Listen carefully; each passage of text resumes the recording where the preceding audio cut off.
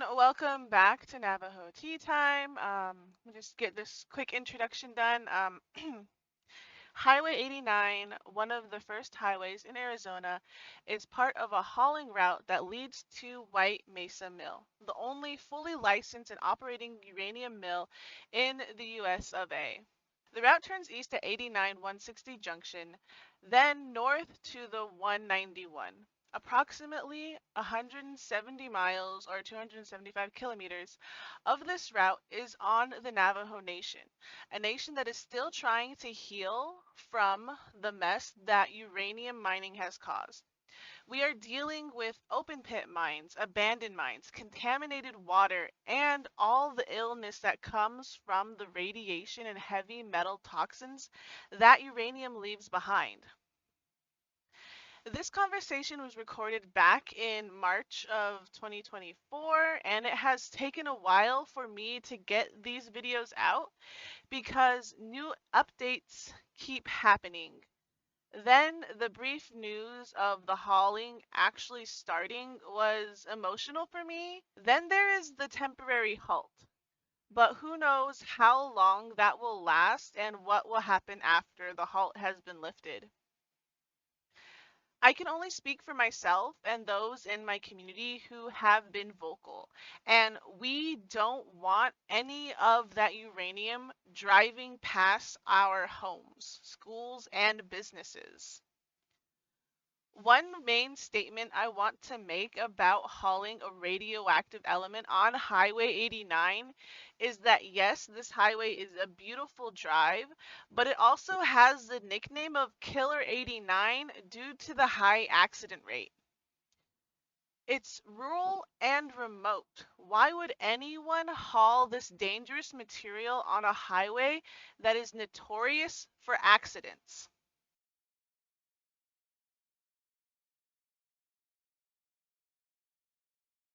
I just wanted to give kind of a brief history about the Navajo Nation's relationship with mining. I believe it started in 1944. It's hard. It's hard to say. I think there could have been exploratory drilling in the early 40s. I don't think they would have told us until they started to actually take it out and purchase it. But a lot of those early days, I don't think there's a lot of documentation to prove either way. Yeah, I think EPA's record is 1944 to about 1987 Okay. is when the mining was going on. Perfect. And so with this new mine and the potential of it being hauled through the Navajo reservation, it started causing up a lot of, I don't know, turmoil, angst about uranium mining, because the history on Navajo Nation is they didn't clean up the mines when they left the companies, and they didn't inform the Navajo miners about the potential dangers of working so closely to uranium, and a lot of them getting cancer. I believe there were some stories of the workers taking home some of that dirt and using it to build their houses, and so their housing and their foundation is just contaminated with the uranium radiation. And it's one of the many scars from the government that our tribe is dealing with. You mentioned the health effects to the workers. They didn't inform the workers or give them protective gear, and I think I was bringing up the documentation because that's really important to prove when you worked, so you could get your RECA compensation later in life. And so that's another big issue right now, is RECA is probably going to go away if something doesn't change in Congress. So mentioning the cleanup of these mines, I know in my chapter alone there's 110 uncleaned up mines, abandoned mines, and that's why I am very passionate about this topic, because it affects my family, my relatives, my community directly, and it just it's really thankfully no one in my family has gotten cancer from the mines, but there's definitely people in the community. And I think my mom remembers playing in an open pit mine that filled with water, and they used to swim. That was their swimming hole. She said they used to swim in there, and by some luck, they don't have any residual effects, but not everyone is as lucky. I've heard of that. A friend of mine is from Tuba, and she talks about people playing in the water. And I think anywhere where there was water, kids wanted to play in it. And so sure.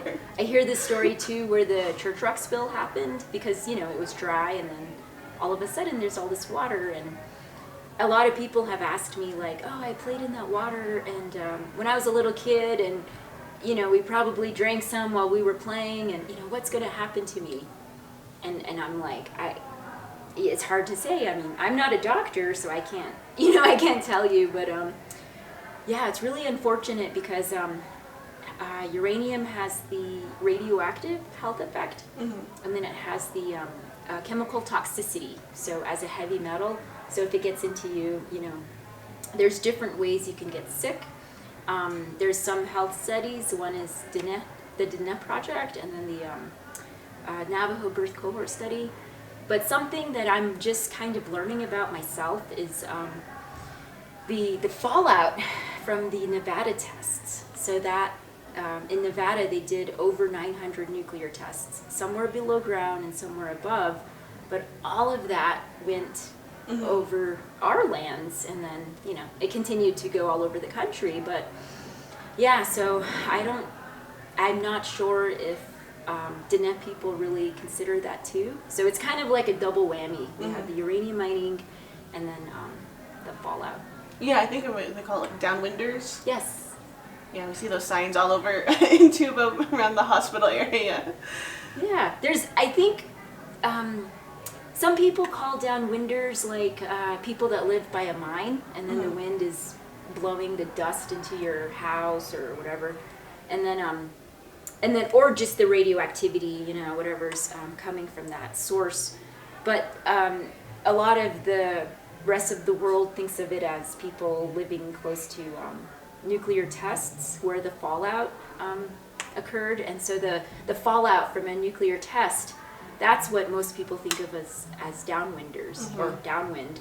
And so for us, that's totally different. We think of it as uranium mining, milling, and then other things from uranium that were probably downwind or downstream from. Oh, RECA. It's the Radiation Exposure Compensation Act. So they call it RECA for short, and it started in 1990.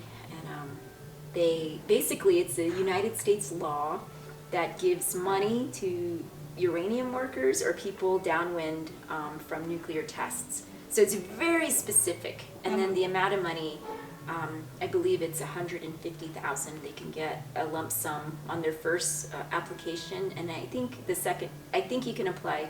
I know you can apply 2 times, and I think that's the cap. And then the next round you get less money. But anyways, this is for people that have they contracted various illnesses or the descendants of someone who was already deceased. So RECA, it's basically, and it's only for uranium workers who worked before 1971.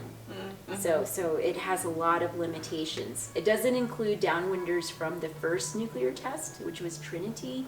So the people at the Trinity site, they're very, they've been for years very adamant and unhappy with the United States federal government because they never got an apology. Well, I mean, first of all, they were never informed.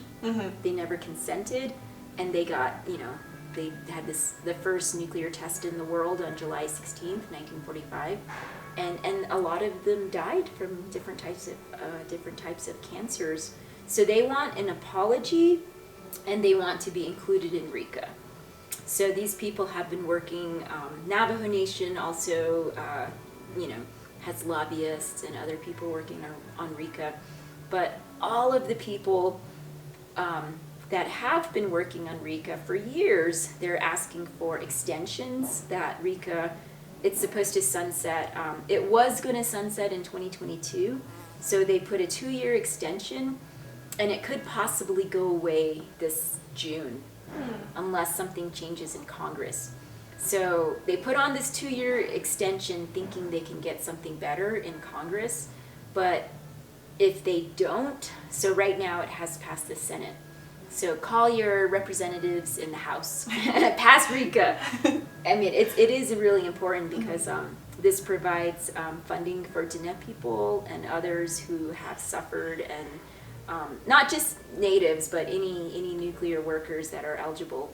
And that's why they need that paperwork to say they worked there. So RICA right now, like I said, it only covers a little bit of people, and if the amendments pass, I'm not familiar with all of the package, but they want extensions so that RICA will last. I think it should last forever, but it's only going to go to 40-something. And then to expand it so it includes more people, and then to expand the funding so there's enough money for everybody.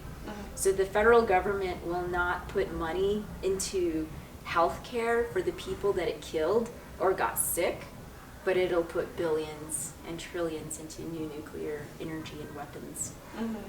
So yeah, it's really sad. I think if they put cleanup, the funding for cleanup, if they make a pot the same as they do for, like, let's say nuclear power plants, when a nuclear power plant is shut down, there is a way for the company to get money to clean it up. It's called the decommissioning fund.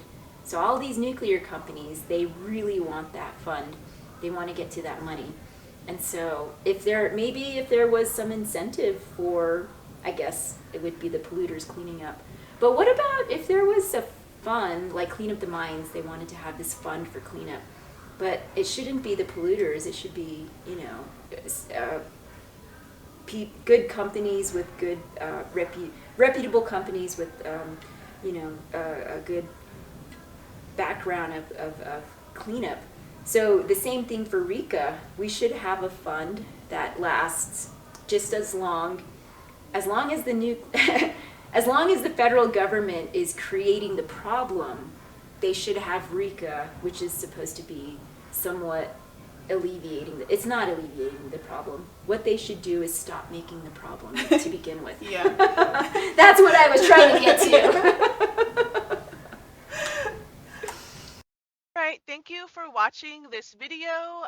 This has been Navajo Tea Time. We hope to get on a more regular schedule. We're still trying to work out our work schedules and our school schedules and everything, and it's just been kind of difficult with that. So please bear with us when we try to get our lives more consistent and more videos put out. Yeah, don't forget to like, share, subscribe. Please share any of the Hall No information and follow them on social medias. Donate if you can. Participate if you're able.